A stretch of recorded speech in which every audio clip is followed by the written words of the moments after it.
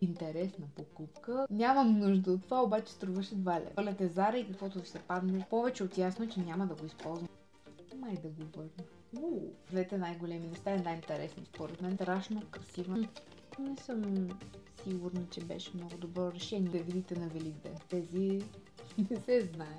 Дизайна миналата пролет и лято на терасата. Тази по-бохо стил. Да видим възглавницата все пак. Да те покажа на камерата. Добре дошли отново в моя YouTube канал. Ако попадате на него за първи път, аз съм Михайла и както сте видели от заглавието, в днешното видео ще разглеждаме покупки за дома от Синсей. Много покупки за дома от Синсей. Ако такива видеа са ви интересни, приятно гледане!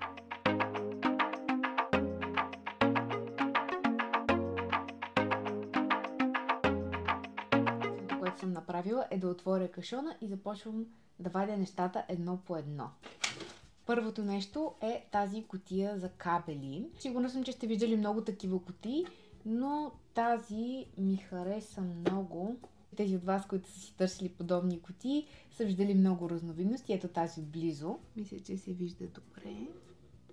Има отвори и от двете страни.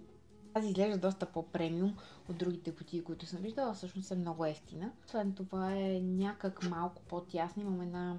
Преди имах една такава кутия за кабели от IKEA, която беше бяла, но беше доста голяма. В сайта има две разновидности. Черна и бяла. Аз избрах черна, защото повече ще отива на интериора на спалнята. И смятам, че ще скрия доста добре кабелите, които са до нощното ми шкафче. Даже може да ви снимам и едно клипче, може би ето тук. Ще снимам едно клипче, което ще ви покажа как са се получили нещата преди и след. Подобрението е доста значително, бих казала. Нямам търпение най-накрая всичко да стане безжично и да се приключи с тази мъка с кабелите. И нещо друго, което смятам, че е полезно, тази кутия се затваря много добре, т.е. капака не е просто да се поставя, а си щраква хубаво. Да видим следващото нещо. Следващото нещо е една кошница, която обаче мислих да я използвам за играчките на Лори. Не знам, нещо не ми допада. Ето я как изглежда. Честно казано, като гледам на камерата, изглежда много по-добре, отколкото в действителност. Как да ги покажа? Ето тук има едни... Ето там в ъгълчето има възелче, горе има едно възелче. Не знам. Изглежда много красиво, между другото, на камерата, така като я гледам. Не съм сигурна, че това е моето нещо. Абе, хубава си е кошницата. Мисля, че я трашнах излишно. Не съм сигурна, че беше много добро решение. Май ще я върна. Да видим какво друго има в кашона. Това е поставка за великденски яйца. Ето да я видите. Много е красива. Много харесвам този тип черно дърво. Я да я разпечатам. Спинка е, Лори, не е за тебе. Не е за тебе. Ти си спи. Спи си. Много е красива, ето вижте. Мирише на китайски склад. Ето да видите пак и така без паковката. Много красива наистина. С такива заоблени ъгълчета, който си пада по дървени неща, ще ме разбере. Готине ще видите на Великден. Какво друго? Това са едни чехли, които са леко лъскави. Ето да ги видите по-отблизо. Не се заблуждавайте от лъскавото. Изключително меки са. Даже в момента чехлите ми, които са пак от Синсей, са много удобни. Номерът е 3839. Но са много приятни. Също така издържат и на пране в пералнята. Или поне тези, които съм си взимала до сега, са издържали. Тези не се знае. Предишните си чехли от Синсей съм ги правила в пералнята и не е имало никакви проблеми. Не са с много дебела подметка. Обаче, като гледам, вижте какви са подметките, имат малки кръчета върху тях. Да. И преди съм си взимала чехли от Синсей и съм доволна съвсем, особено за цената си са супер. Сега следва една интересна покупка, която по-скоро спада към графата. Нямам нужда от това, обаче струваше 2 лева. Преди да ви я покажа, ще ви обясня какво представлява с една дума. Това е купче което е вид игра с упражнения. Хвърляте си купчето и като се едно хвърляте зара и каквото ви се падне, това правите. Повече от ясно, че няма да го използвам за това, обаче ми хареса формата, ми хареса идеята. Има 10 минути тичане на място, мост, 10 клека, 10 планка, 10 лицеви опори, 10 напада и не знам си какво още.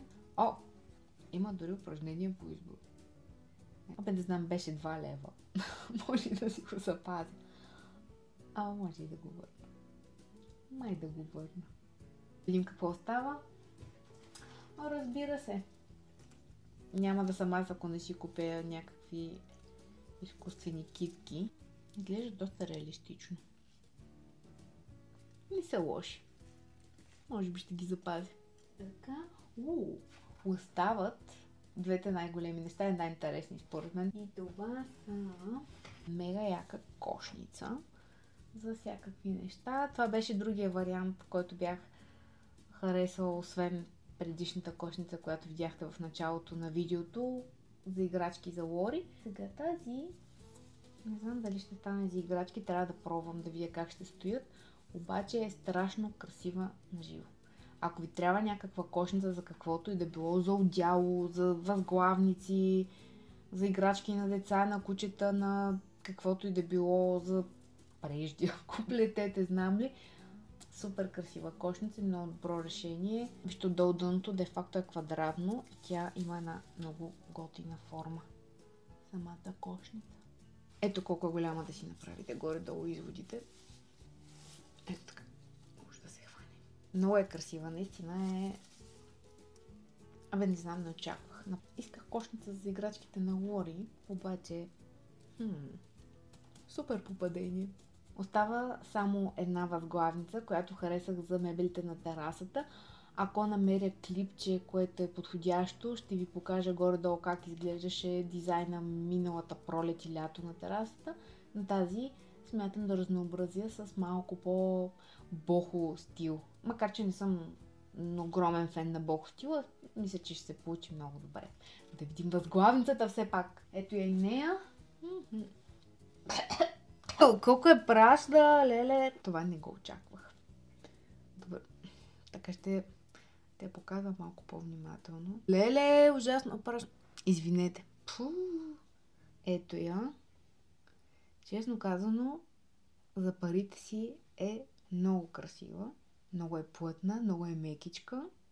И също така, отново, е много подходяща за тераса, защото дори да изгори от слънцето, да я навали дъжд и така нататък да сипе, няма да ме яд, защото е наистина много ефтина, пък същевременно е много красива. Подобни възглавници имаше миналото лято в сайта на H&M със сигурност, както и по други сайтове. Това е типичен бог стил, не е нещо, кой знае колко невиждано.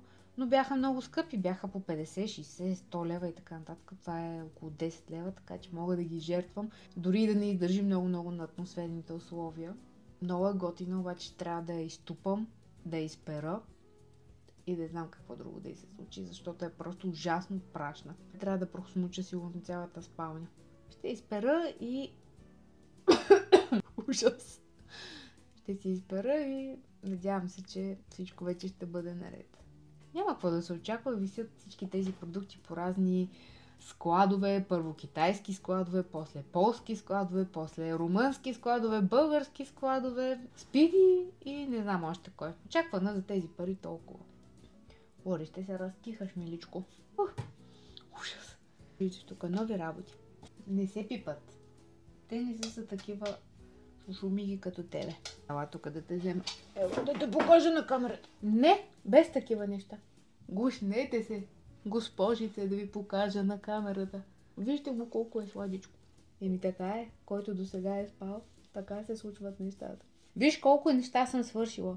Показах 1 милион покупки, а ти спа. Май ще взема да завърша така това видео. Надявам се да ви е било интересно, да ви е било полезно, да си вземете някакви идеи или поне да знаете какво да не си поръчвате. Сайтът е много удобен, много лесно се връщат нещата, в рамките на няколко дни ви възстановяват парите. Не всичко е кой знае какво качество, но за цената си смятам, че е доста приемливо. Доставката идва бързо за 2-3 дни, връщането е изключително лесно, заявява се с електронен формуляр през сайта, идва куриер на Speedy, той си носи директно товарителницата, така че е изключително лесно да си върнете бокучките, които не са ви допаднали. И щях да забравя, ще оставя имената на продуктите долу в описанието. Можете да си ги потърсите в сайта на Sensei, там има и доста повече снимки и описания, цени. Ако имате някакви въпроси или искате да ми напишете нещо, можете да го направите долу в коментарите. Можете да харесате това видео, да ме последвате, за да не изпускате следващите видеа и чао и до следващия път. Чао!